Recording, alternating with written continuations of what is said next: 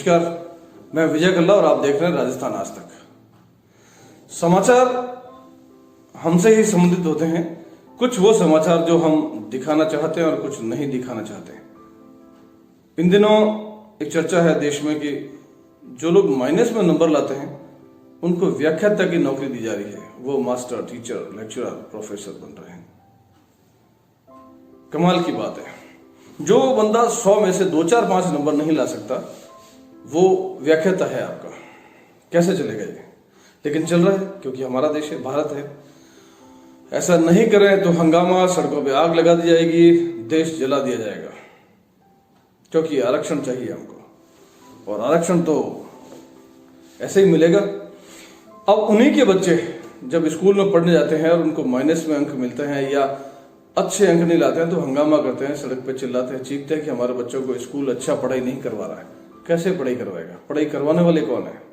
वही जो माइनस लेके आए थे। 100 में से 2, 4 नंबर नहीं ला सकते, वो हमारे भाग्य विधाता बनते हैं। क्या स्थानीय मुद्दे की बात करें तो जोधपुर की 2 महापौर है, एक कांग्रेस की, एक भाजपा की।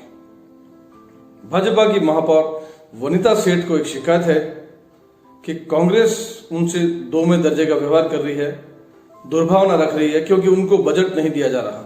विकास के लिए कैसे काम करें? तो शायद आप सभी ये पूछें, मैं पूछना चाहूंगा आप सभी की तरफ से कि क्या आप मुख्यमंत्री से मिलने के लिए कभी गई? महापौर बनने के बाद क्या आपने उनसे बात की? कभी जयपुर गई, उनसे समय मांगा? क्या आपने उनको बताया कि विकास करने के लिए हमें आपकी आवश्यकता पड़ेगी, आपकी सहायता की जरूरत पड़ेगी, आप हमें कोऑपरेट करें? इसको यूं समझा जा सकता है कि देश के प्रधानमंत्री, चाहे वो मोदी जी हैं या उससे पहले भी थे, उनके पास सभी प्रदेशों के मुख्यमंत्री अपनी अपनी समस्या लेकर जाते हैं। जैसे कभी पैसे चाहिए बाढ़ के नाम पर, राहत के नाम पर, सूखा, अकाल या विशेष राज्य का दर्जा, तो मिलते जाके प्रधानमंत्री से हैं, लेकिन जाते कौन है? मुख्यमंत्री। चाहे वो कांग्रेस के हैं, बीजेपी के हैं, टीएमसी के हैं, चाहे कोई और। इन दिनों की बात बताऊं तो टीएमसी की ममता बनर्जी भी मोदी जी के पास जाकर कहती हैं कि मुझे आपकी सहायता की जरूरत है, प्रदेश में विकास की जरूरत है, तो आप हमारी सहायता करें। इसी तरह अशोक जी गहलोत भी जाते हैं और दूसरे लोग भी। तो क्या आप अपने शहर के विकास के लिए अशोक जी गहलोत से मिलने गई? इस वक्त आप ये क्यों सोचती हैं कि वो कांग्रेस या बीजेपी की बात करेंगे? आप विकास की बात करें। वो पूरे प्रदेश के मुख्यमंत्री हैं, केवल कांग्रेस के नहीं है। जैसे आप केवल भाजपा की महापौर नहीं है, पूरे शहर की महापौर होती हैं। आधा शहर है आपके पास विकास के लिए, लेकिन आप कभी मिलने नहीं गई। जाना चाहिए था, रिश्ते बनते, कड़छी के नाते आपकी मुलाकात होती, बात होती, तब अगर काम नहीं करते तो शिकायत करती। लेकिन आप तो कभी गई नहीं, शायद इसलिए कि आपको लगता है महापौर बन गए मतलब बस अब काफी हो गया। गलत बात है।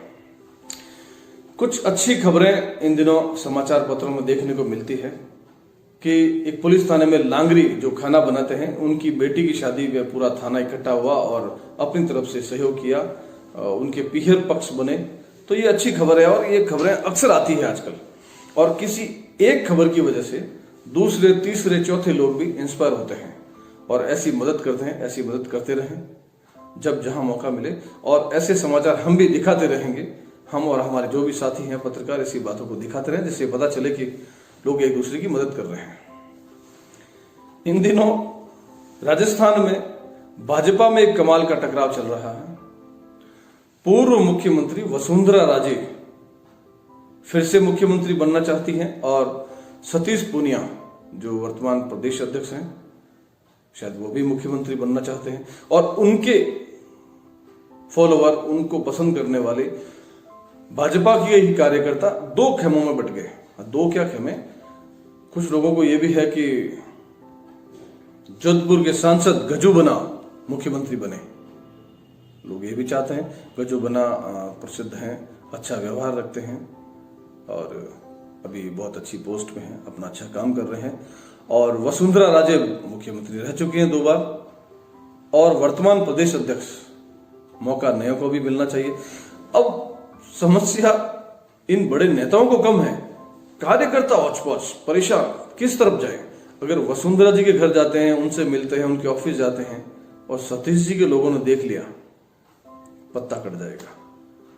और सतीश जी के यहाँ प्रणाम भाई साहब करने जाते हैं और वसुंधरा जी के लोगों ने देख लिया, अच्छा ठीक है फिर अब आना देखते हैं, और बाय द वे वसुंधरा जी आ गई तो। इसी तरह जो गजूबना से मिलने जाते हैं वो परेशान कि पीछे दोनों वालों ने देख लिया तो कहेंगे अच्छा तो गजूबना से टिकट ले लोगे, पद ले लोगे, ठीक है तो जाओ कर लो। अब कार्यकर्ता हैरान परेशान अक्सर बातें करते हैं कि यार किधर जाएं, क्या करें, किससे मिलें।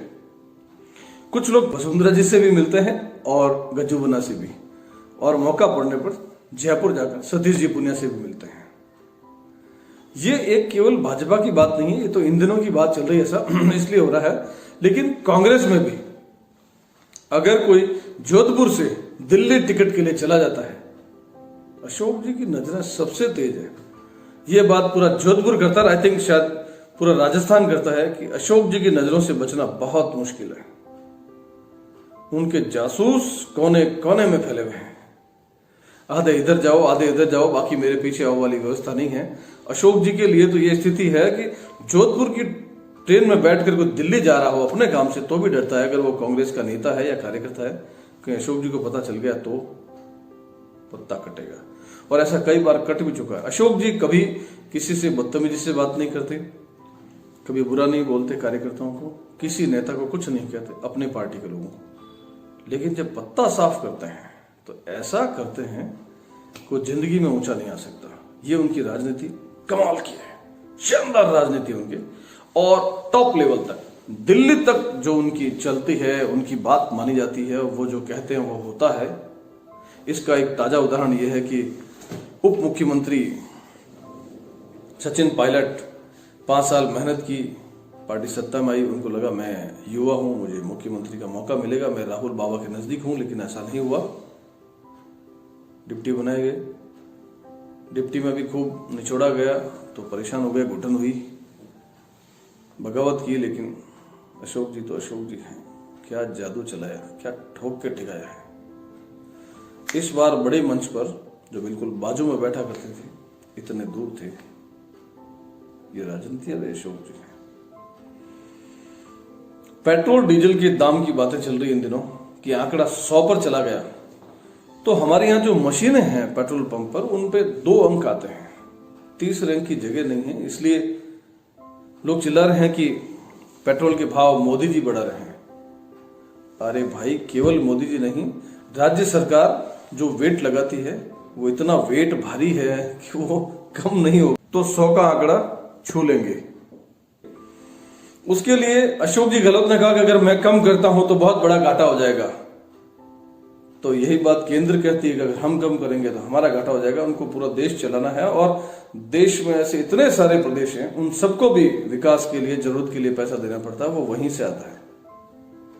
तो अशोक जी, अगर आपको चिंता है प्रदेश की तो आप अपना वेट कम करें। अपना बोले तो पेट्रोल पे जो वेट लगाया वो कुछ कम करें। मुलाकातों का दौर चलता रहेगा, खबरों की बात भी होती रहेगी मेरे स्टाइल में, मेरे अंदाज में। लेकिन एक बात बताऊं, मैंने रात को एक सपना देखा। अक्सर कहा करते हैं कि छाती पर हाथ नहीं आना चाहिए रात को सोते समय, डरावने सपने आते हैं। मैं इस बात को मानता नहीं था, लेकिन बॉस कमाल हुआ मेरे साथ। ये छाती पे हाथ रह गया शायद रात को, और मुझे डरावना सपना आया कि मैं अपने गली में तेज दौड़ रहा हूँ, कपड़े फटे हुए, पीछे से एक डंडा मुझे मार रहा है। घूम कर देखा तो मेरी पत्नी थी, डंडे से पीट रही थी। दौड़ता हुआ गली से मोहल्ले तक आया, मोहल्ले से शहर में दौड़ रहा हूँ और चीख रहा हूँ, प्लीज मुझे मत मारो, तुम बहुत अच्छी हो, बहुत सुंदर हो, मैं अब ऐसा कुछ नहीं कर रहा हूँ कि तुम मुझे मारो, प्लीज ऐसा मत करो। और अचानक घर की लाइट जलती है, मेरी आंखें खुलती है और मैं देखता हूँ, ओ माय गॉड, बीवी पल्लू साड़ी का खांस के एक डंडा लिए हुए खड़ी, और मैं अरे ऐसा करता हूँ, किसको कह रहा तुम सुंदर हो, अच्छी हो, अब मैं उससे कैसे कहूं, नहीं देख रही है, अब मैं कैसे कहूं कि वो कौन थी। अभी भी उस सपने को लंबा टाइम हो चुका है, इशारे से पूछती है, याद आया?